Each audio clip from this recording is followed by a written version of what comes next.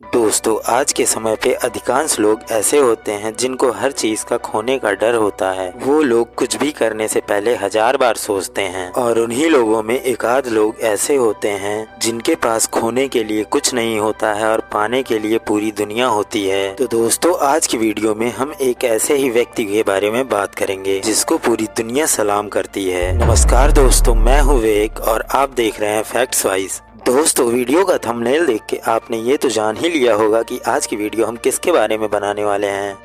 दोस्तों, बिना time waste किए आज की वीडियो शुरू करते हैं। भारत के प्रधानमंत्री श्री नरेंद्र मोदी जी का नाम हमारे देश के बच्चे बच्चे से लेकर बूढ़े व्यक्तियों के दिलो दिमाग पर छाया हुआ है।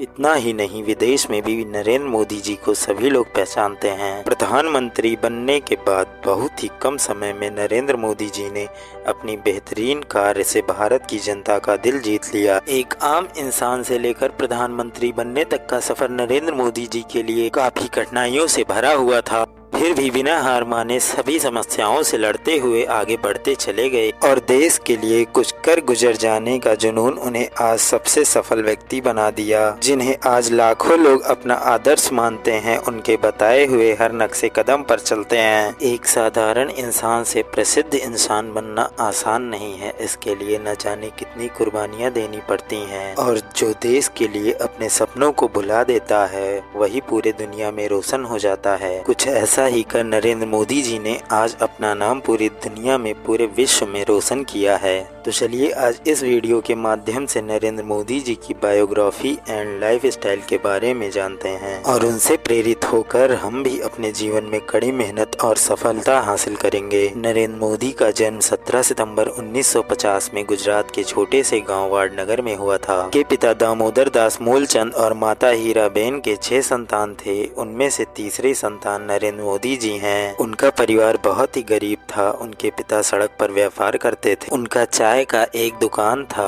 और अपने पिता का सहायता करने के लिए और उनकी माँ भी परिवार की आर्थिक स्थिति में मदद करने के लिए दूसरों के घरों में जाकर काम करती थी। छोटे से घर में अपने पूरे परिवार के साथ नरेंद्र मोदी जी गरीबी की जिंदगी गुजारते थे। छोटी सी उम्र से ही उनकी संघर्ष भरी जिंदगी शुरू हो चुकी थी।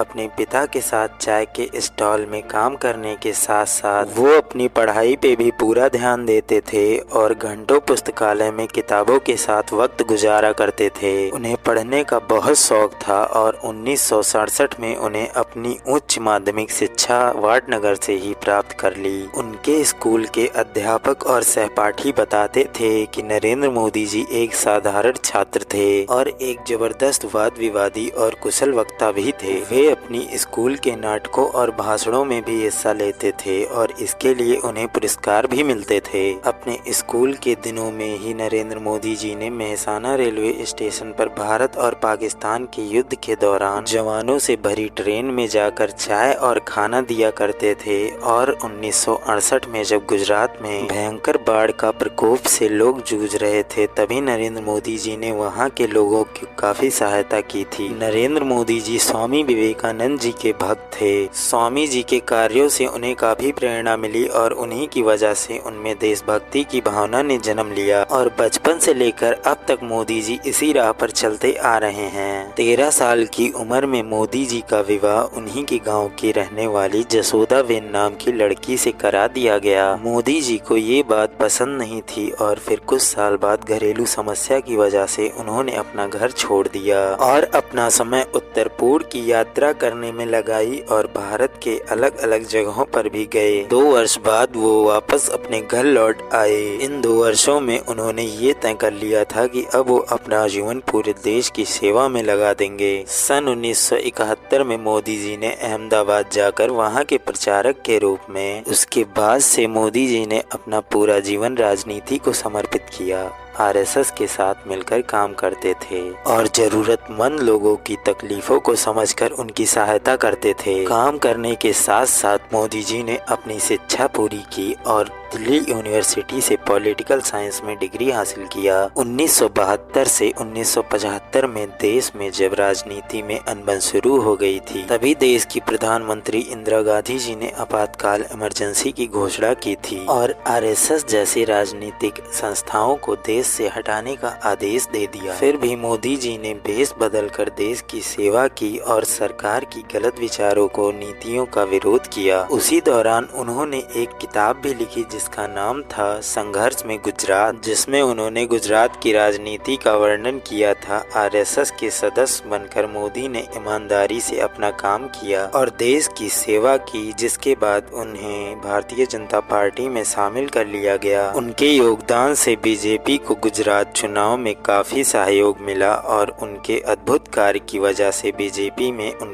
उनके योगदान से बीजेपी को गुजरात चुनाव में काफी सहयोग मिला और उनके अद्भुत कार्य की वजह से भारतीय जनता पार्टी में उनका कद बढ़ता रहा। साल 2001 में गुजरात के मुख्यमंत्री केशव भाई पटेल की तबीयत बिगड़ने लगी थी, जिससे बीजेपी को आने वाली चुनाव के लिए भारी कीमत चुकानी पड़ी थी। और उसके बाद गुजरात में भयानक भूकंप आया तो पूरे गुजरात में भारी कहर सा टूट पड़ा और सब कुछ गुजरात में बर्बाद हो गया था। तब बीजेपी के वरिष्ठ नेताओं ने गुजरात के लोगों की सेवा करने के लिए नरेंद्र मोदी जी को मुख्यमंत्री के पद के लिए चुना गया और उन्हें मुख्यमंत्री बनाया गया। मोदी जी ने समझदारी और कुशलता से भूकंप राहत कार्य संभाला और महज 2 साल में गुजरात को भारत का सबसे बेहतरीन राज्य बना दिया। गुजरात के गांव-गांव में हर वो सुख सुविधाएं पहुंचाई गई जो अन्य राज्यों में, शहरों में देखने को मिलते हैं। और सबसे बड़ी बात थी कि मोदी जी की वजह से गुजरात में बेरोजगारी कम हो गई थी। वहाँ के लोग मोदी जी के कार्य से बेहद खुश थे और इसकी वजह से गुजरात की जनता ने मोदी जी को 4 बार लगातार मुख्यमंत्री के रूप में चुना गया। जून 2023 को लोकसभा चुनाव में भारतीय जनता पार्टी की ओर से नरेंद्र मोदी जी को प्रधानमंत्री उम्मीदवार घोषित किया गया। मोदी जी ने हर गाँव, हर शहर में जाकर रैली की और अपने मन की बात आम जनता के सामने रखी। उनके प्रेरणादायक भाषण को सुनने के लिए अनगिनत लोगों की भीड़ जमा हो जाया करती थी। दोस्तों, शायद आप में से भी कई लोग मोदी जी के भाषण में शामिल हुए रहे होंगे कि देशभक्ति विचारों और नामुमकिन कार्यों को मुमकिन कर देने की क्षमता को देखकर भारत की जनता ने नरेंद्र मोदी जी को अपना 15वां प्रधानमंत्री चुन लिया। देश के प्रधानमंत्री घोषित किए जाने के दिन से ही मोदी जी ने अपना सारा समय देश की प्रगति की ओर लगा दिया। बहुत सारे विदेशी यात्राएं की, वहां के राष्ट्रपति और प्रधानमंत्रियों से मिलकर देश की प्रगति के बारे में बातचीत किया और भारत के साथ विदेशी रिश्तों को मजबूत बनाया। नए और बहुत सारी योजनाओं का स्थापना किया, जैसे स्वच्छ भारत अभियान, मेक इन इंडिया, प्रधानमंत्री जन धन योजना इत्यादि, जिससे देश भर में लोगों को काफी बदलाव देखने को मिला और इन्हीं योजनाओं की वजह से आज भारत की काफी विकास हो रही है। तो दोस्तों, ये थी हमारी आज की वीडियो। अगर आपको वीडियो पसंद आई है तो चैनल को सब्सक्राइब जरूर करें और वीडियो को लाइक करें। Thank you so much.